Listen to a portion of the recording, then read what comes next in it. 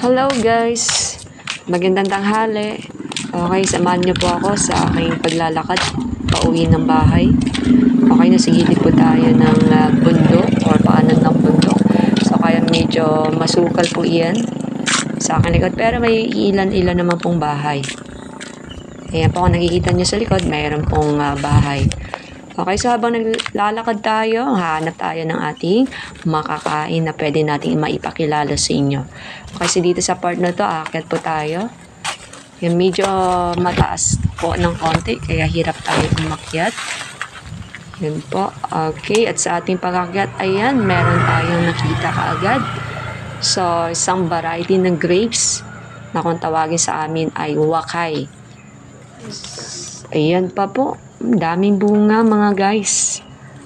Ayan po. Puro pa po hilaw. Kaya hindi pa po pwedeng pitasin. Ayan.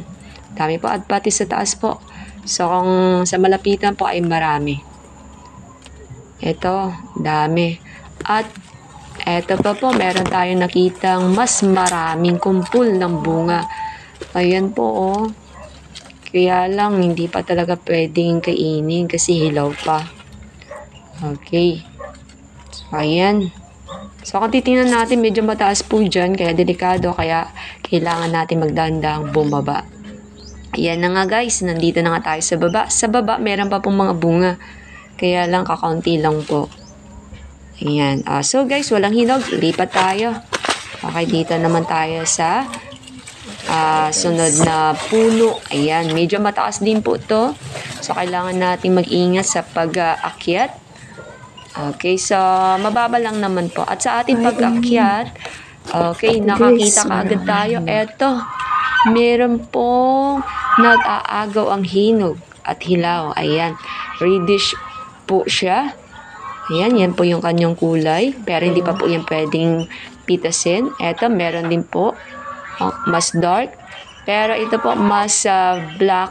Pag mas black po yung kulay, so ibig sabihin, or darker ang kulay, so ibig sabihin po ay hinog na siya. Ayan, abutin po natin, kaya lang hirap po, masyadong mataas. Pero pagtiyagaan natin kunin. Okay, ayan, abot ko na. Okay, so eto, hawak ko na. Ayan, so tatanggalin natin sa sanga. Ayan, medyo hirap po, matigas po kasi yung sanga. Wala tayong panggupit. At last, nakuha na po natin. Okay, ito po ang kanyang mukha. So, piliin po natin yung dark. Iti-taste reveal po natin. Okay, ready na tayo. Ayan. So, ito na po. Titikman na po natin. Okay naman po ang lasa sa unang kagat. So, okay naman po. Pero, later, oh, Diyos ko. Ayan, maasim po siya at medyo makate sa lalamunan. So, ayan po ang mukha at saka mabuto po. So, pero okay naman po siyang kainin. Bye-bye!